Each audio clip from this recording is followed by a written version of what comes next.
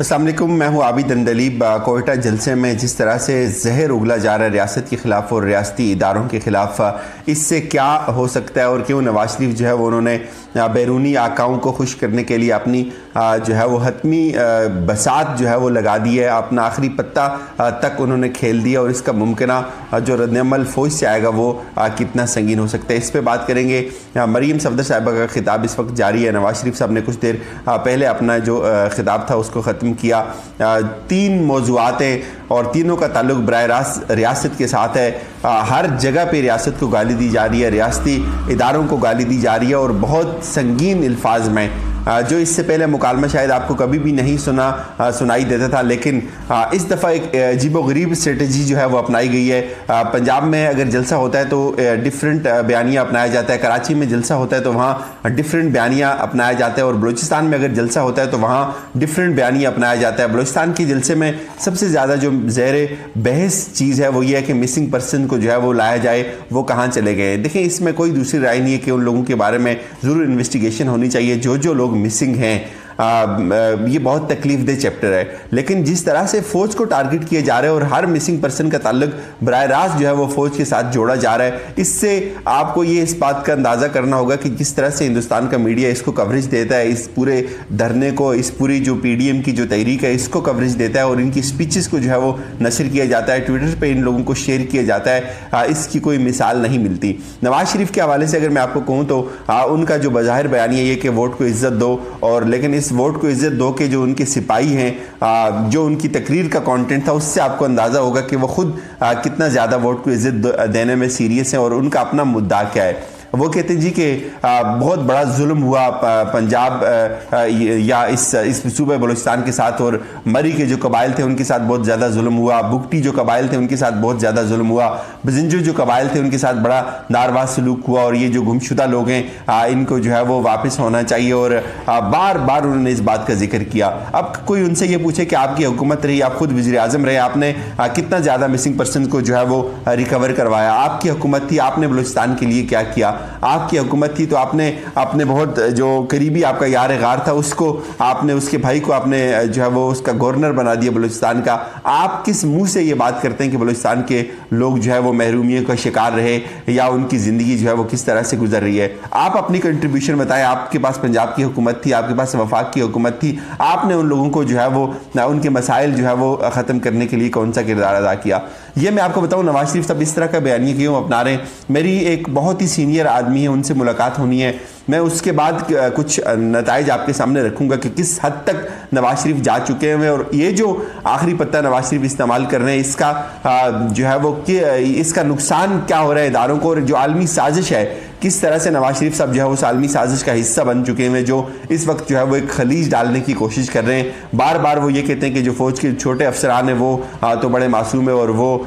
जो बड़े अफसरान हैं वो ये साजिशें करते हैं, और ये छोटे जो लोग होते हैं जो रैंक कम छोटे रैंक वाले लोग होते हैं वो इस्तेमाल हो जाते हैं और वो बड़े मासूम होते हैं, और वो अनजाने में जो है वो उनके अहकामात को जो है वो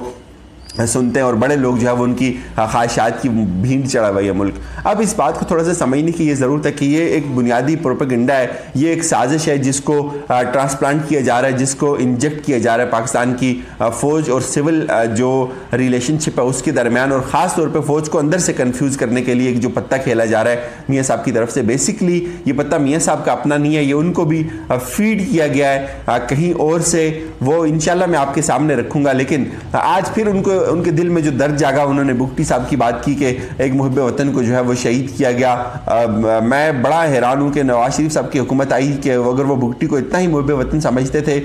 तो वो उस पर एक इंक्वायरी करवा लेते, वो बता देते कि क्या चीज़ें थी। फिर वो उन्होंने बार बार जनरल बाजवा का जिक्र किया, जनरल फैज़ का जिक्र किया। तो बेशर्मी की कोई इनसे ये पूछे कि आज ये जो 2018 का इलेक्शन जिसका इल्ज़ाम जनरल बाजवा पे लगाया जा रहा है, इनसे ये पूछे कोई कि बेशर्म इंसानों, तुमने तो बाजवा को दूसरी दफ़ा एक्सटेंशन के लिए वोट दिया, बाजवा के लिए उनके तुमने जो है वो जूते तलवे चाटे, और तुमने कहा कि अपनी पार्टी को वहाँ बाहर बुला के पाबंद किया कि आप वोट जो है वो उनकी उसकी एक्सटेंशन का देंगे। आप वहाँ उस वक्त तो आपको जो है वो ये चीज़ नज़र नहीं आई। आज जब आपका जो एक उनके साथ एक लेवल ऑफ अंडरस्टैंडिंग जो था वो आपने खुद देखा कि जब वो ख़तरे में पड़ रहा है तो आपने इस तरह की जो है वो जहर उगलना शुरू कर दी। बार बार जो है वो जनरल फैज़ का नाम लिया और इस तरह से उनको कहा कि आपको हिसाब देना पड़ेगा, और आपने जो है वो जज के ऊपर हमला कर दिया और ये सारी चीज़ें। अब देखें इसी PDM के जलसे में जो सबसे ज़्यादा तशवीश दे बात है वो ये कि एक शख्स जो है वो ये बैठ के कह रहे कि आप वर्दी छोड़ दें और आप वर्दी हमें दे दें, हम आपकी जगह लड़ेंगे। लड़ना भी आपके बस में नहीं है, आपके बस में तो सिर्फ और सिर्फ हथियार डालना है। आप हथियार डाल सकते हैं, आप अपने हलफ से जो है वो बेवफाई करते हैं। आप जितने भी हमारे फौजी भाई हैं आप हमें तो हमारे लिए बहुत मोहतरम है। फिर मियाँ साहब भी ये कहते हैं कौम को कि फ़ौज का एहतराम करें। उनसे कोई ये पूछे कि ये कब ऐसा हो गया कि जो जनरल आम पब्लिक है वो फौज से या उसकी मोहब्बत में थोड़ा सा भी आपको कोई ऐसा जो है वो शक नज़र आया और आपने ये कहना शुरू कर दिया कि फ़ौज का एहतराम करें और फ़ौज से मोहब्बत करें। ये बात कौन कर रहे हैं? मियाँ साहब कह रहे हैं, वो भी कहाँ से बैठ के? लंदन से बैठ के कि आप फ़ौज से मोहब्बत करें और जो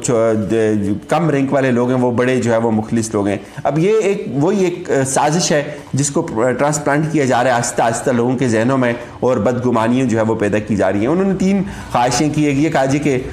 सबकी जो है वो सबको हल्फ की पासदारी करनी चाहिए, लेकिन वो अपनी इसमें बात नहीं करते कि उन्होंने खुद अपने हल्फ की कितनी पासदारी की जब वो वज़ीर आज़म थे। उस वक्त उनको अगर ये साजिश नज़र आ रही थी, उस वक्त अगर उनको जनरल फैज़ और जनरल बाजवा जो है व्यक्तियों नज़र आ रहे थे तो उन्होंने उनको वोट क्यों दिलवाया? वो खुद वज़ीर आज़म थे तो उनको खुद मुंतखब भी उन्होंने किया था, लाया भी उन्होंने था, तो उनको उस वक्त जो है वो उनके खिलाफ कार्रवाई कर देते। अब बाहर से वहाँ से बैठ के लोगों के इशारों पर नाचना और फिर इस तरह की गुफ्तगू करना कि आप अपने हल्फ की पासदारी नहीं करते और आपको जो है वो इसका जवाब देना पड़ेगा, मानी कोई नहीं रखता। फिर उन्होंने ये बात भी की कि